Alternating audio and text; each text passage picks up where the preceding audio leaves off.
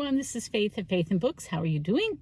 It is a chilly April morning. It's Sunday, April 21st, and I'm making this video to commemorate the founding of Rome. So April 21st was the birthday that the Romans gave for Rome. So, and in this video, I'm going to just going to give you my thoughts on reading Rubicon, which sort of was the core thing that I did for There's No Place Like Rome. I did not do nearly as much as I thought it was going to do. And then I was just going to talk a little bit about other stuff. I'm having so much trouble with this stand. It won't hold up. It's broken. It won't hold up the phone right. So I have to sit up straight so I don't keep cutting off my chin. Anyway, so first thing is will be a live stream next week, April 27th at 2 p.m. Eastern Time. I posted a notification about it, and if you click the buttons, you can, you'll have access to it. You'll be able to get to it. I've never done this before, so this is a learning curve. My daughter set it up for me last night and tried to explain everything to me. We'll see how this goes. I'm learning as I go, so excuse the bumbling. But anyway, I wanted to talk about Rubicon, which I really enjoyed. So the two books that I read about Rome were Mary Beard's SPQR and Rubicon by Tom Holland. Rubicon, The Last Years of the Roman Republic. And I'm not going to go into the Mary Beard thing, but in contrast to this, I enjoyed his writing style more. And I also appreciated that he was focusing on just one aspect of Rome, and it wasn't just a very general thing. So he's focusing on the last years of the Roman Republic. So the Republic was founded because initially there were kings. Traditionally, they say there were 7 kings, so that's probably not accurate because their reigns would have had to be very long. But the last king was such a terrible tyrant that the people threw him out, and they established this republic. And they tried to establish some checks on power. And so one of the checks was that they would have 2 consuls. Those were the head honchos that were running things. So there were 2 of them, so that they'd have to cooperate in order to get things done. And also they only served for a year. So this worked to some extent. But the problem that Tom Holland explains in this book is that there were these competing cultural forces. So in the Roman society, you were supposed to be they wanted good things too. The word virtue comes from the Latin for vir, which means man. So to someone, those manly virtues, of courage and self-sacrifice and fighting for your country, all those good virtues came from true manliness, and in the Roman ideal. It didn't play out like that most of the time. But now I'm losing my train of thought. But anyway, so you had those good virtues going on, but at the same time, the big drive for everybody was giving glory to Rome. And so, but that also involved, to do that, it was a very military society, right? Because back then, you kind of had to be. It was conquer or be conquered. And they had been conquered. Like the Gauls had come in, had swept in and conquered Rome. And they had faced devastation. So they remembered this. And so their solution to protecting themselves was to become a very militaristic society.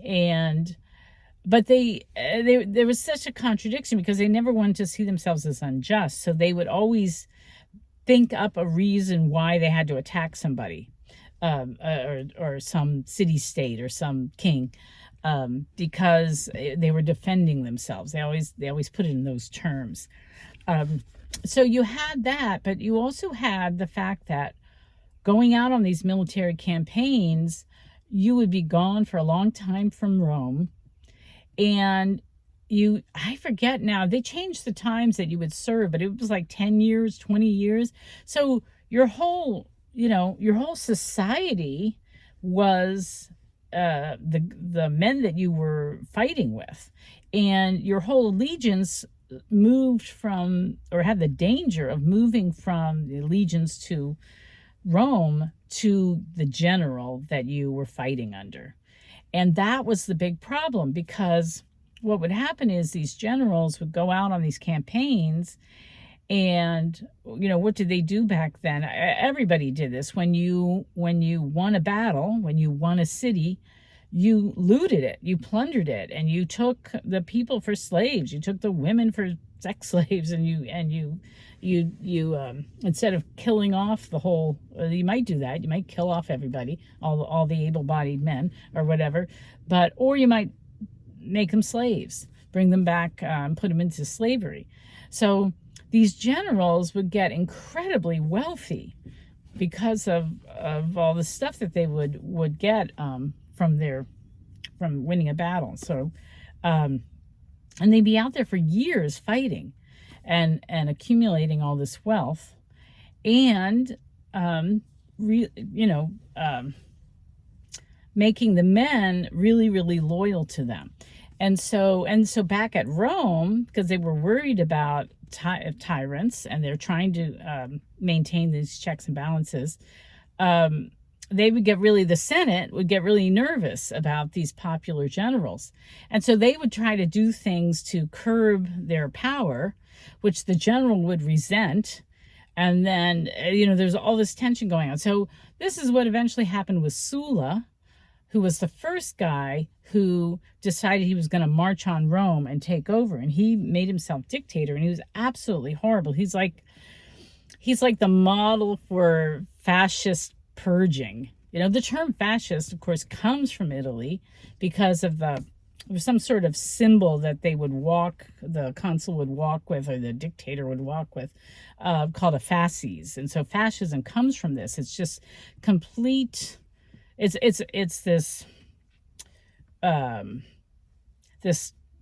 tyrannical. It's this one person taking over the state, identifying themselves with the state, saying that they're going to protect the state, but it's really they just have the power to do whatever they want to do, and then purging. So Sulla went in, and anybody who had been his enemy, he killed.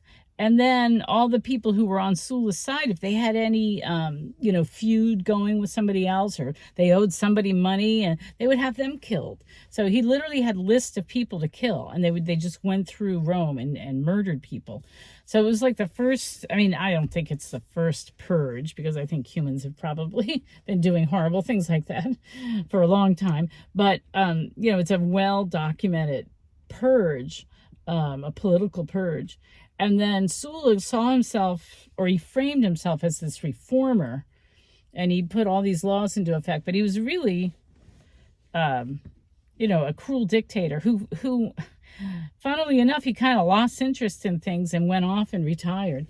He finally died, and then people started to try to get back the Romans always had this ideal memory of what the Republic was and what it should be, and they were always trying to get back to it. So after Sulla, of course, Julius Caesar this is mostly about Julius Caesar. Julius Caesar did the same thing. He'd been out fighting in Gaul, and he won all these victories, and he wound up marching on Rome, crossing the Rubicon, and taking over. And of course, that led to his assassination and this horrible civil war, where finally Augustus, his adopted son, finally wins out. So everybody's really, really cruel and brutal and backstabbing and conniving and jiving for power. And it's all very treacherous. And it's not, It's not pleasant. The Romans had a lot wrong with them, a lot wrong with them. But at the same time, they had these notions, this notion of this noble republic, this notion of trying to put a check on power, this notion of trying to respond to the people. Now I got to take a sip of tea. For instance, the plebes. So there were the plebeians and the patricians. Patricians were the rich people, and they really thought they should be ruling everything since they owned the land. It was their land, and so they wanted to make the rules. And that was seen as, perfectly fine. But the plebeians, the plebes, or whatever, the plebs, people pronounce it differently, revolted because they were being horribly, horribly exploited. And that was a big thing. And then they earned representation from the tribune, and that's where we get veto, where the Senate, which is all the patricians, the little oligarchy of the rich Roman families running things. But then the tribune could veto a bill if it didn't. If he saw it as not benefiting the plebeians, the other people that lived in Rome. And so that was a check too, because then that meant the senators had to negotiate with the tribune, the plebeians, to try to come up with something that was mutually acceptable so that it would be passed. So ideas like that come out of this. And you have people like Cicero and Cato who, however flawed they might be, and I don't know any human being who isn't flawed, and they were in terrible times where you had to manipulate so much just to not get murdered, basically. So everybody's a little bit compromised in that situation, and maybe a little neurotic at times, but they really had noble ideas. Like, they really were elevating, to the situation.